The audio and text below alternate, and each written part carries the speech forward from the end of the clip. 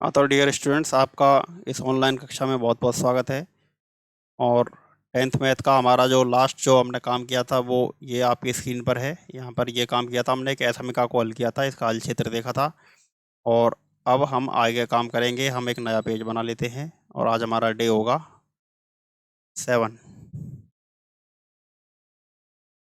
आज हमारा डे 7 है।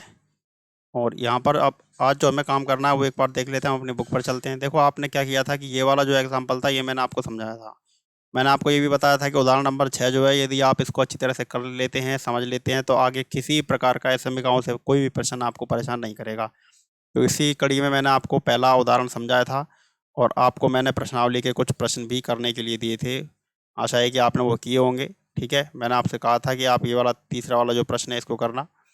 ठीक है, तीसरे के जैसा ही है चौथा भी प्रश्न। अब एक बार हम आते हैं उदाहरण नंबर 8 पर, हम एक बार फिर से चलते हैं। देखिए देखिए आठवें का पहला जो उदाहरण है, आठवें का पहला है x less than equal to 2। इसका आलेखन विधि से हल करना है। देखिए एक बार हम चलते हैं अपने नोटपैड पर, ये डे 7 और हमारे पास प्रश्न क्या है।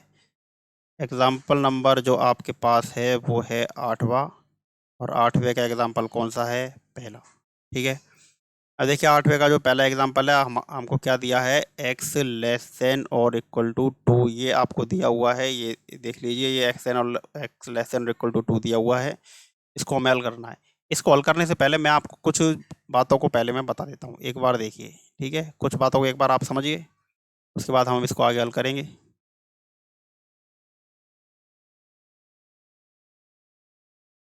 देखिए एक बार कुछ बातों को हम एक बार समझ लेते हैं। जैसे कि ये आपके पास अक्ष, दो अक्ष हैं आपके पास, है ना, एक्स और वाई अक्ष हैं ये द्विमीय तल में। ये आपके पास एक एक्स वाई निर्देश तंत्र है, निर्देश तंत्र कह दो, या फिर इसको निर्देशांक ज्यामिति में एक्स वाई तल भी कह देते हैं। एक्स एक्स डैश हो गया और ये जो है वाई अक्ष, और ये जो है ये हो गया वाई डैश अक्ष। बीचों बीच ये है ओ बिंदु हो गया, इसको मूल बिंदु भी कह देते हैं। अब एक बार देखो, जैसे आपके पास हमने अभी तक क्या देखा था, पीछे हमने अभी तक जो पढ़ा है, जैसे कोई भी समीकरण होता है, जैसे आप लिख लो, जैसे 2x प्लस 5y बराबर 7 है। ठीक है, 2x प्लस 5y बराबर 7 है। इसका क्या है कि इस समीकरण की कोई ना कोई रेखा जरूर होती है जो इस ग्राफ में हम खींच सकते हैं।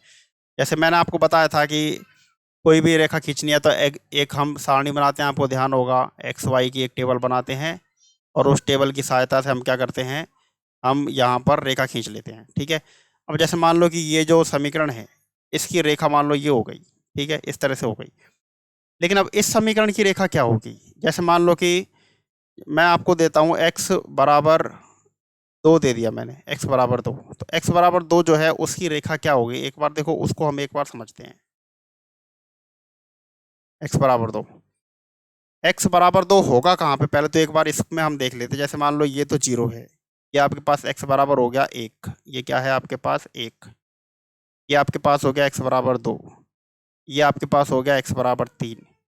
ऐसे यहाँ पर एक्स बराबर ये आपके पास क्या है, -1, ये क्या है आपके पास -2, ये क्या है आपके पास -3। ऐसे ही वाई अक्ष पे एक्स बराबर ये 1 हो गया, ये 2 हो गया, ये 3 हो गया, एक्स बराबर, ठीक है। और इसी प्रकार से नीचे की तरफ आप आओगे तो -1, ये -2, ये -3, इस प्रकार से हो गया। अब एक बार देखो मैं आपको बताता हूँ कि यहाँ पर ये जो असमीका है इसको तो एक बार आप थोड़ी देर के लिए छोड़ दो। अब हमने एक समीकरण लिया एक्स बराबर 2, इसमें वाई नहीं है कहीं पे भी। इसकी अगर रेखा खींचनी है, जैसे इसकी रेखा आप खींचते सारणी बना के, वैसे इसकी रेखा कैसे खींचोगे आप। इसकी रेखा खींचने के लिए हम क्या करेंगे, देखो इसकी रेखा खींचने के लिए कोई सारणी नहीं बनानी, स्पष्ट लिखा हुआ एक्स बराबर 2, तो ये है एक्स बराबर 2। देखिए ये रहा एक्स बराबर 2, ये रहा।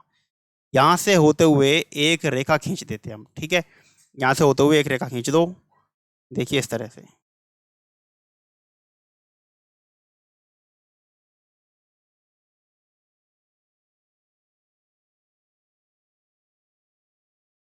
सॉरी,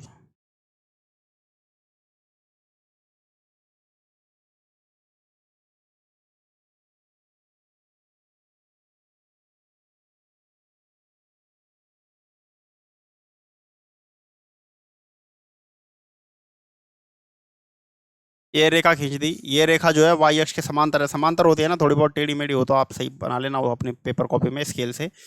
लेकिन ये वाली जो रेखा जो आपने खींची है ना, ये किसको प्रदर्शित कर रही है, ये वाली जो रेखा है ये प्रदर्शित करेगी किसे, x बराबर 2 को।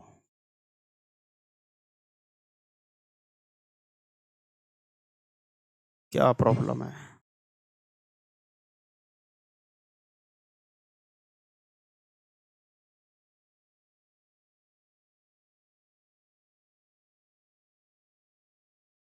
लीजिए, ये वाली रेखा जो है ये किसे प्रदर्शित करेगी, ये x बराबर 2, ये जो समीकरण है इसकी सरल रेखा को प्रदर्शित करेगी ये। अब x बराबर 1 के लिए, x बराबर 1 के लिए यहाँ 1 से होते हुए रेखा खींच दो, ये चली जाएगी। x बराबर ये जो है ये किसको प्रदर्शित कर रही है, x बराबर 1, ये समीकरण होता तो ये रेखा हो जाती। x बराबर 3 के लिए 3 से होते हुए रेखा खींच दो, x बराबर 4 के लिए 4 से होते हुए रेखा खींच दो। अब अगर मान लो x बराबर आपको क्या दिया है, -1, तो x बराबर -1 के लिए -1 से होते हुए, x -2 के लिए -2 से, -3 के लिए -3 से, इस प्रकार से रेखाएं खींच दो। अब अगर मान लो आपको दिया है y बराबर 1, तो y बराबर ये y अक्ष है, देखो ये वाला y अक्ष है, तो y बराबर 1, y बराबर 1 के लिए रेखा ये हो जाएगी। y बराबर 2 दिया है तो रेखा ये हो जाएगी। y बराबर 3 दिया है तो उसकी रेखा ये हो जाएगी 3 से होते हुए। y बराबर -1 है तो -1 से होते हुए रेखा निकाल दो। y बराबर -2 है तो -2 से होते हुए। y बराबर -3 है तो -3 से होते हुए रेखा निकाल दो। ठीक है, इस प्रकार से ये रेखाएं हो जाती हैं। तो अब एक बार देखिए,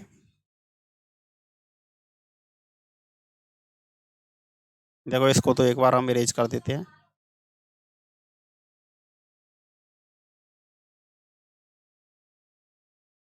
ये लीजिए, अब देखो, अब ये बात आपको समझ में आ गई होगी। अब देखो आगे का कुछ काम करते हैं हम। अब जैसे एक्स अक्ष एक, ये जैसे आपने अक्ष बना लिया,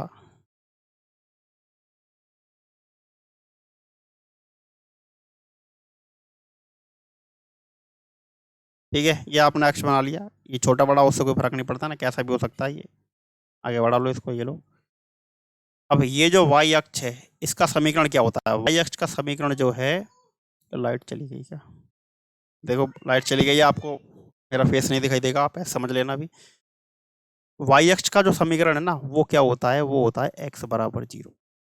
आप कहीं पे नोट कर लेना, कहीं पे है ना, लिख लो आप y अक्ष का समीकरण। y अक्ष का समीकरण क्या होता है, x बराबर 0। और x अक्ष का समीकरण, x अक्ष का समीकरण क्या होता है, y बराबर 0।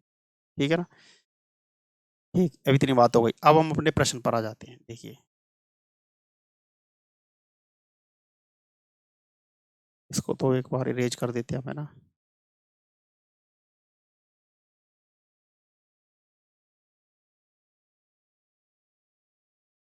अब एक बार देखिए, अब हम अपने क्वेश्चन पे आते हैं। सबसे पहला स्टेप जो होता है वो क्या होता है कि हम ये जो असमीका का चिन्ह इसे हटा देते हैं और बराबर लगाते हैं। तो हमने क्या लिख दिया, x बराबर 2, सबसे पहला स्टेप। दूसरे स्टेप में हम क्या करते हैं, x बराबर 0 रखते हैं, y का मान ज्ञात करते हैं, और फिर y बराबर 0 रखते हैं, x का मान ज्ञात करते हैं। लेकिन ये दूसरे स्टेप की तो यहाँ जरूरत ही नहीं पड़ेगी, क्योंकि पहले से ही x का मान दे रखा है 2, इसलिए दूसरे स्टेप की यहाँ पे कोई जरूरत नहीं है। तीसरे नंबर पे हम ग्राफ बनाते हैं। तो x बराबर 2 का ग्राफ कहाँ होगा, देखो आ जाओ ग्राफ में। ये 0 है, ये 1, ये 2, तो 2 से होते हुए आप एक रेखा खींच दीजिए। ठीक है, अब जैसे 2 से होते हुए आपने एक रेखा खींच दी, ये लो।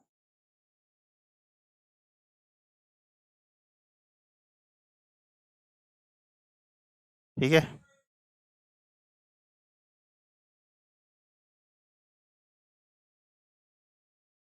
ये लीजिए, और ये जो रेखा है ये किसकी है, x बराबर 2 की। ठीक है, ये x बराबर 2 यहाँ है, ये 1 है, और ये 0 है, ये x बराबर 2 की रेखा हो गई। अब फोर्थ नंबर पे हम क्या करते हैं, फोर्थ नंबर पे हम जो भी समीकरण होता है उसमें x बराबर 0 और y बराबर 0 रखते हैं। अब ऐसा करने पर x बराबर 0, y बराबर 0 रखने पे यदि ये सत्य होता है, ये सत्य होता है, तब तो ये वाला क्षेत्र जो है, यानी इस रेखा के इधर वाला पार्ट जो है वो इसका हल क्षेत्र होगा। और अगर ये असत्य होता है तो इसके विपरीत वाला ये इधर। ठीक है, ये बात समझ में आई कि नहीं, ये देखो दोबारा बताता हूँ। x बराबर 0, y बराबर 0 रखने पर यदि दी गई असमीका सत्य हो जाए, क्या हो जाए, सत्य, तो इस रेखा के उस ओर वाला भाग दिए गए समीकरण का हल क्षेत्र होता है जिसमें ये 0 0 उपस्थित है, जिसमें आपने पॉइंट रखा है। और यदि ये असत्य हो जाता है, यदि क्या हो गया, ये असत्य हो गया, तो इस रेखा के उस ओर वाला भाग दिए गए समीकरण का हल क्षेत्र होता है जिसमें ये 0 0 उपस्थित नहीं होता है। तो देखो इधर 0 0 उपस्थित नहीं है, इस तरफ तो नहीं है, और इस तरफ 0 0 है। अब हम एक बार देख लेते हैं इसमें x बराबर 0 y बराबर 0 रख के। अब ये जो समीकरण है इसमें y बराबर 0 तो है ही नहीं, ये जो आपको दिया हुआ है इसमें सॉरी y वाला पद तो कहीं पर है ही नहीं इसके अंदर, है ना।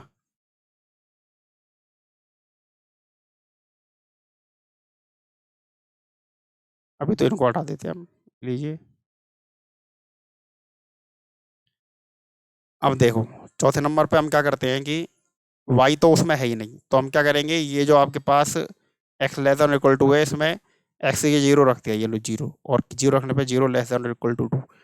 अब देखो ये सत्य है या असत्य है, हमें क्या है, 0 2 से छोटा है। क्या 0 2 से छोटा होता है? बिल्कुल होता है, इसलिए ये कथन कैसा हो गया, सत्य है।